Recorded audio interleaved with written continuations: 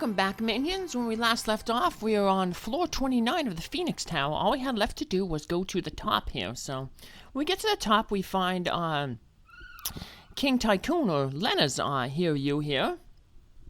And we're going to get a little bit of a cutscene here. And we were told that in the village Mirage that Windrakes can go to the Phoenix Tower and fall off of it and be reborn as the Phoenix. Well, apparently this Hiryu knew that it was dying, and it decided to come back here and be reborn as the Phoenix so they can continue to help Lenna out. So we get a little bit of a cutscene here with Lenna and her past with the Hiryu. And there's two different choices you can make here. It doesn't affect anything, but I'm going to show both of the choices. So, a little bit of ties in with Lenna's history with Hiryu. And also about her unnamed mother. So,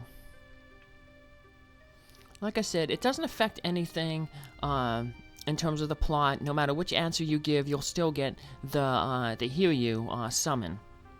Or not the Hiryu summon, the Phoenix summon, so. Alrighty. So, here we go. So, this is in the past here, and apparently, Lenna's mother is sick, and the only thing that can save her is the Hiryu's tongue. The doctor couldn't heal her any other way. So Lenna takes off to the Hiryu's perch with a knife. And you're given the option to either cut the Hiryu's tongue out and potentially save Lenna's mother, or not let it happen and just let the Hiryu live but the mother die. So it makes you really think what you would kind of do in this situation. So, but here we're given the choice. So, yep. Jenica says, hey, if you kill him, that's the last Hiryu. So, well, let's see what happens if we try to cut off the Hiryu's tongue to try to save Lenna's mother. Well, King Tycoon comes out, hits Lenna and says, you're being foolish. And we learn that, basically, that he debated doing it himself, but came to the conclusion not to do it, so. And then the cutscene ends, and we end up getting the Hiryu, the Phoenix summon. Ba-donk. And that is a level 5 summon. It's a fire summon, and it revives anyone who's been knocked out in battle, like the legendary Phoenix. So if we decide not to cut out the Hiryu's tongue, well, that's when Jenica basically says that, hey, your father thought of basically doing the same thing, but he decided it's for the best not to, you know, kill off the Hiryu. So, and we go back to the same cutscene there, where we get the Phoenix summon. As I was saying, the Phoenix summon will revive anybody who's knocked out in battle, and it does fire damage to the enemies. It's a level 5 summon along with Leviathan, so. And we have one more level 5 summon to get, Bahamut.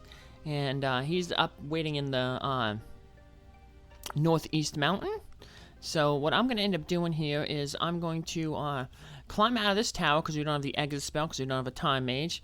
And I'm just going to do that off screen. I'll meet you at the bottom, so. Alright, so we finished off that thing. We got another set of Hermes shoes from the cheery enemy.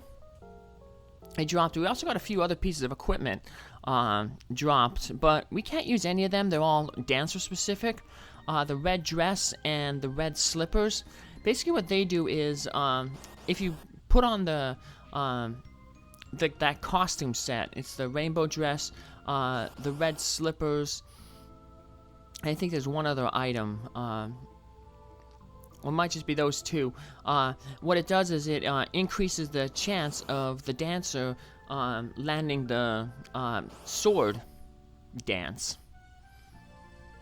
So, I gained another Faris mastered one of her jobs, so switched things out a little bit there, just did it off screen, switched up my equipment a bit, my abilities, and I'm getting ready just to tackle the North Mountain. Thankfully, none of the enemies here have gotten any stronger. They're still the same enemies from back in the First World, so you'll have no problem just, you know, blowing through these guys.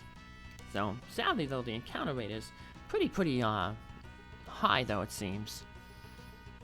So, and my batteries on my controller ran out, so I guess that's one bad thing about the Wii. You have to have the batteries in the controller and they can run out, so they don't, like, plug into the system like the regular Nintendo and the Super Nintendo that I also have, so... But here we go, we're gonna head up through the rest of the mountain. Remember the flowers, if you touch them, you get poisoned, so just avoid them. Luckily, there's a save point before before Bahamut, so. But surprisingly, Bahamut wasn't too tough this time, so. I'm gonna save ourselves here.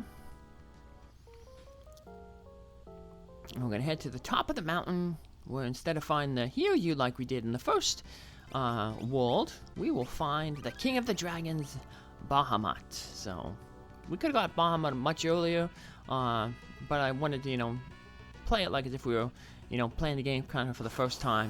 You had to find out where Mirage Village was. But yeah, as soon as you get the airship, you can fly right to Mirage Village, get the Black Chocobo, and come here. So, the Bahamut Sun would probably make some of the battles a little easier. Especially those gargoyle battles, because you'd have a really strong summon to take care of them. Yeah, Bahamut is going to be the last level 5 summon and the strongest summon. So, he does non-elemental damage, Mega Flare attack.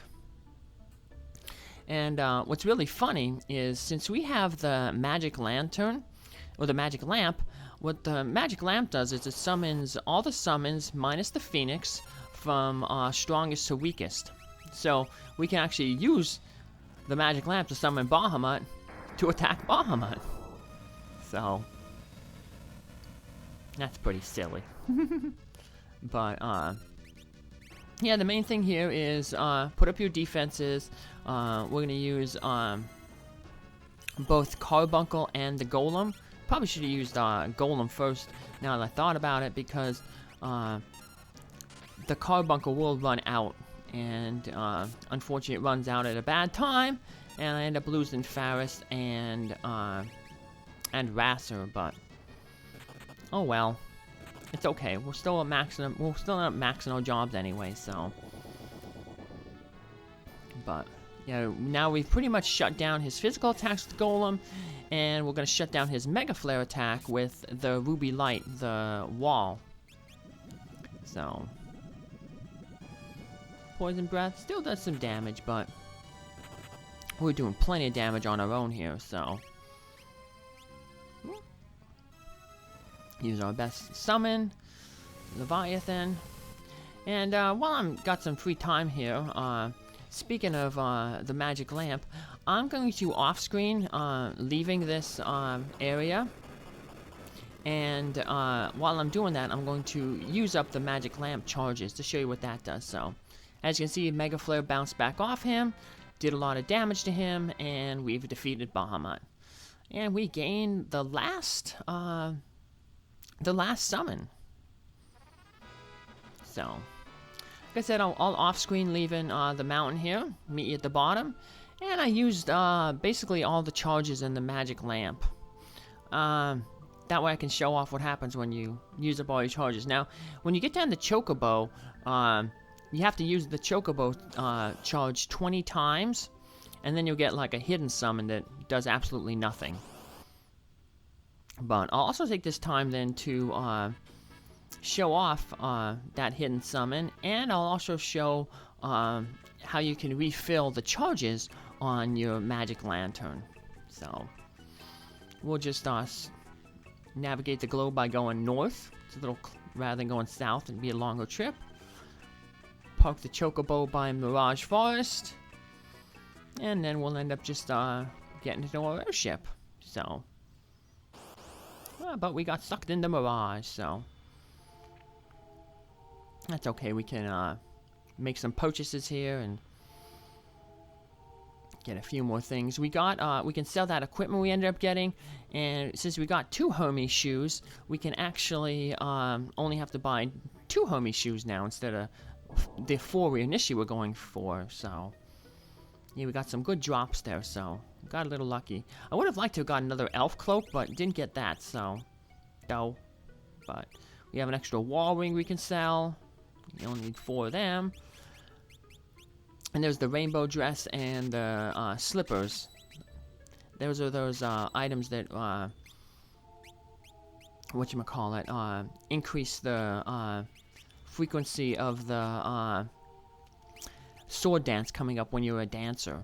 So yeah, the dancer doesn't have the fight command, they have a dance command, and they basically can use one of those 4 dances, but use that equipment on there, and it's more likely, I think, goes from 1/4 of a chance to a 50% chance of using sword dance. So yeah, it removes one of the options of the dances. I don't know which one, but now we're going to equip people with the Hermes shoes, and these are really, really good because what it does is it gives your character haste. It basically means their turns go twice. They move twice as fast in battle. So that's probably why the Ruby Light on RASAR and Faris moved out, because they're moving twice as fast. So their turns went twice as fast. So everything, their buffs were dispelled twice as fast. So we can buy another elixir here. We don't have too much more to spend money on. So we will end up buying, we'll max out our high potions again, and we're also going to buy the regular potions. Yeah, they're not really all that good potions, but we're going to have limited healing when we get to the void. There's going to be a few places where we can use cottages and stuff like that, but so we don't have to necessarily do a lot of backtracking out of the void. We'll just get extra potions, the regular potions, to supplement our healing, so because we don't have any white magic to use, so but we'll afford that, because I'm gonna we also get another core ring in the void, so we can probably sell off I'll sell off one of those core rings later, and max out those potions then. So but first we're gonna go we'll get a little bit more money when I just do those battles to show off that summon. So we'll only have to do one, but every little bit of money counts. So now, to refill up the magic lantern, we can either go to the Great Trench, which is really annoying and hard and far, or we could just go pick up Boko and walk to Istery Falls, where we found the magic lamp. So we head back to Guido's cave, pick up Boko, and now we don't have to worry about random encounters. We can just run around through the water and get back to Istery Falls. So, but before we do that, we'll stop at the mouth of the river. I'll dismount Boko and get into a fight just to show off that secret summon. So we hop off Boko and we get right into a fight right away. Oh, a little Lithos here. So use the magic lamp and Egg Chomp, but too far away. And no matter where you are, Egg Chomp is always going to be too far away. So yeah, pointless to use. So, but we want to get the power back in that magic lantern. So we'll hop back on Boko, head to the area, and then you just press the A button where you found the magic lantern, and it'll refill its power. And then I'll show you that it did that. So, and then I'll go back and refill it again. So, but yeah, once you refill its power, we'll get into another battle just to show it off here. Too bad I have to go all the way back here to do it, but hop off Boko, try to get into a fight here.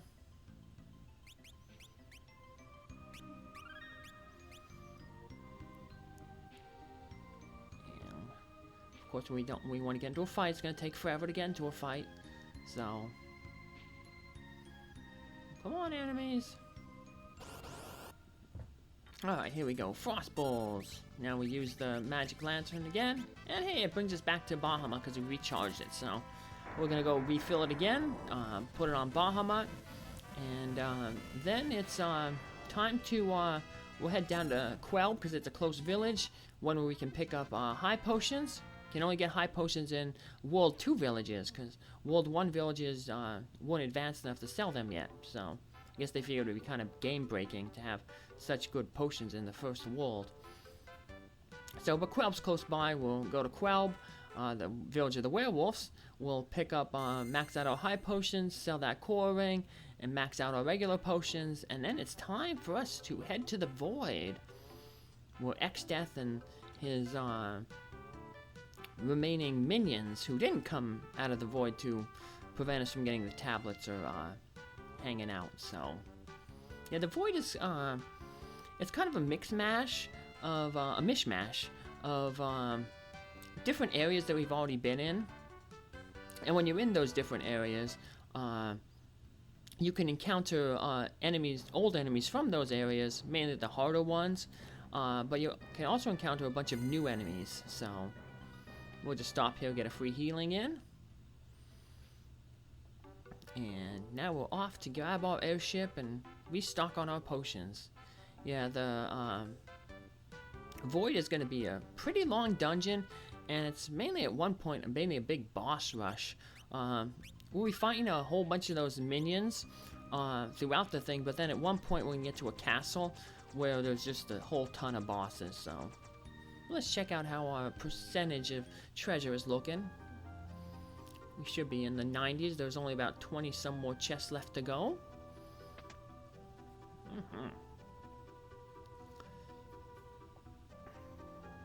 Let's talk with our Mr. Psychic here, Mr. Cleo. And we're at 91%. And here we're showing a picture of Maria. She's a rabbit that had an injured spine that Rabbit and Small Animal Rescue took in. So, despite her fractured spine, they did the best they could to help her out. So they gave her this little cart that allowed her to walk around with, despite her injuries. And yeah, we'll see how she had a good life, thanks to Rabbit and Small Animal Rescue. But we'll wait till the end of the video for that, so stick around.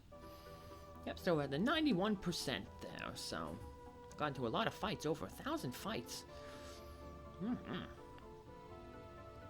So, head back into our submarine slash airship. Whoop. And Quelb is just to the south of here, not too far, so we're gonna go pick up our stuff there. There we go. Boink. Land down. What's up, werewolves? How y'all doing? Speaking of werewolves, apparently the Twilight Saga is now on Netflix. My daddy and his friend, they used to there was a dollar theater where they used to live in Georgia, and they used to just go see it because they knew the movies would kind of be bad. Sorry for all the Twilight fans out there, but it was kind of like the Rocky Horror Picture at this place. You have a lot of, you know, interaction with the fans, so it was really fun. The, you know, like when Jacob was on, like bunch of people would start cheering because they'd be like, Team Jacob, and then other people would be like, boo, Team Edward.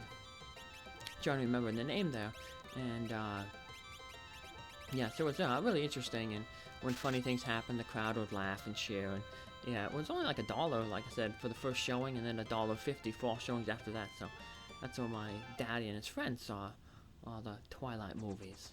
So, but yeah, if you're a fan of them, hey, check it out on Netflix. Apparently they're finally on the Thing show, but I don't think my daddy and his friend will be seeing them though, because it will lack that movie theater experience that made them so fun in the first place. But you know what's not fun? Getting sucked into the void. Yep, you just head back to Tycoon Castle. Remember, all those people kept saying that the sky above Tycoon Castle was like distorted. And that's the distortion is the weakest part where the void's seal. That's where it's leaking out. So that's the entrance.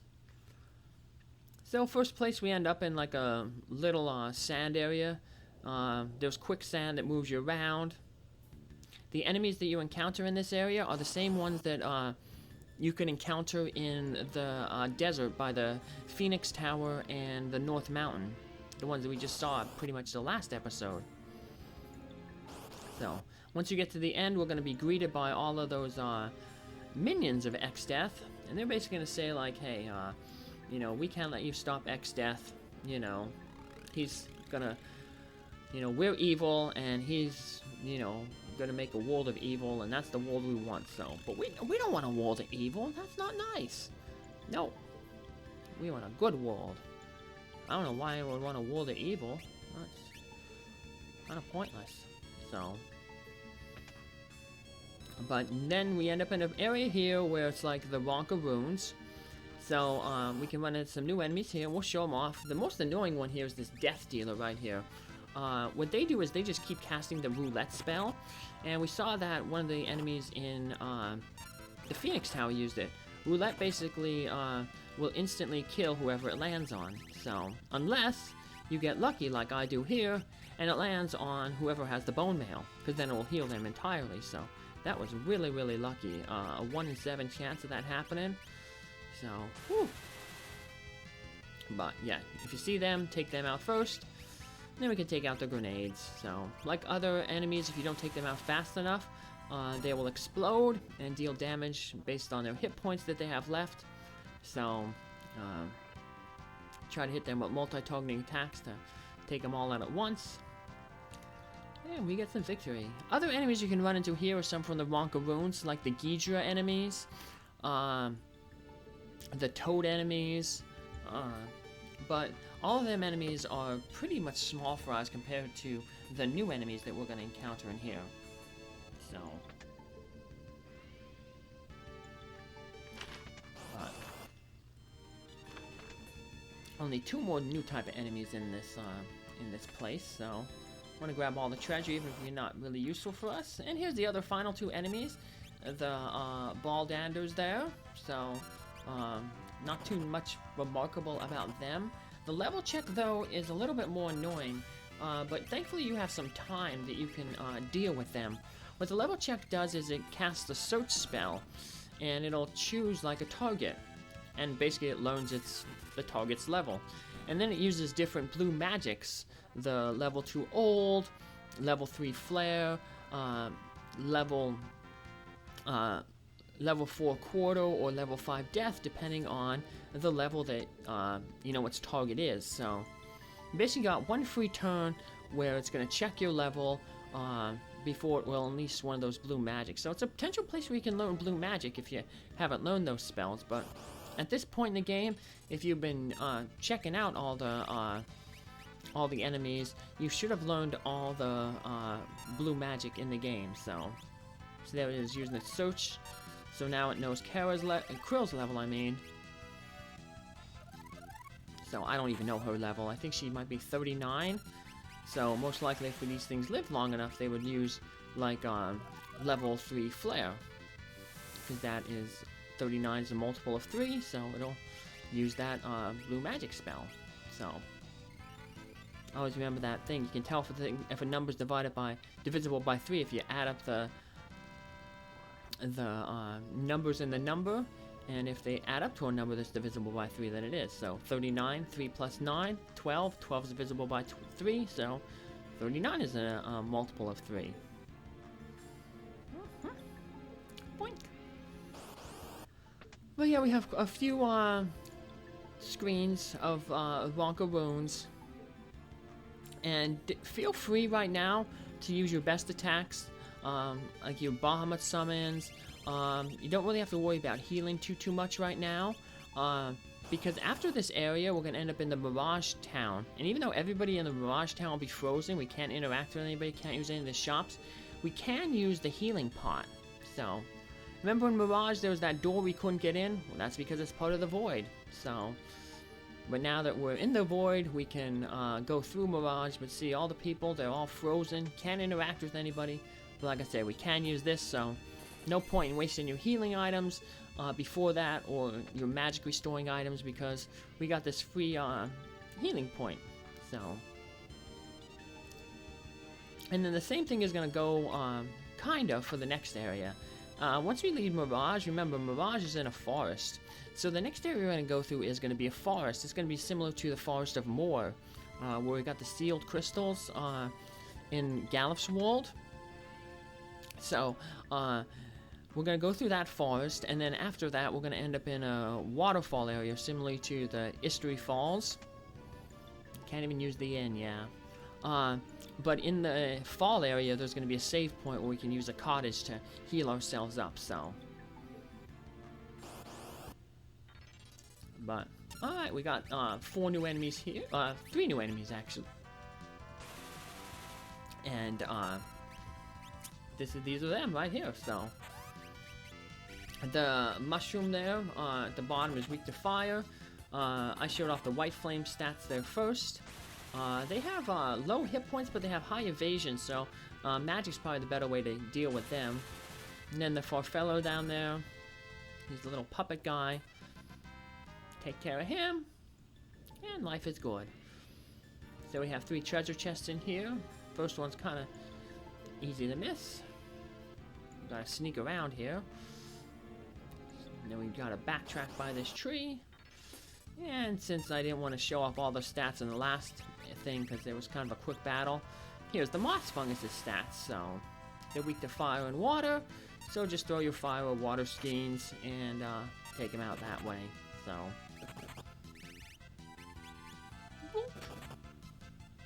and even though we didn't max out on them, we'll have plenty of them to go around. So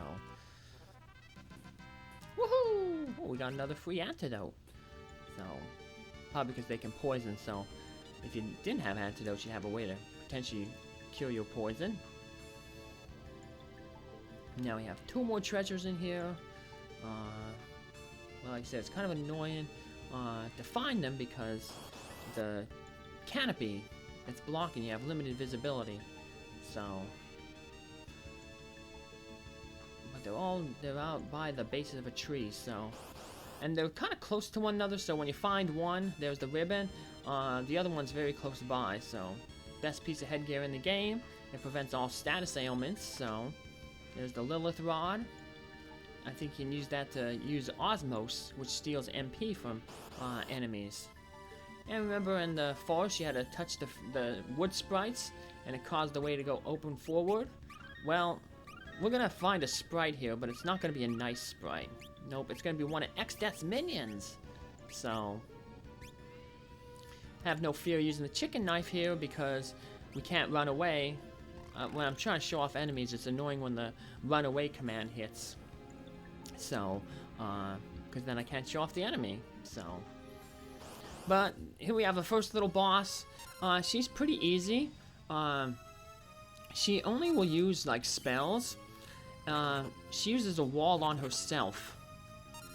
And that will prevent you from using spells on her.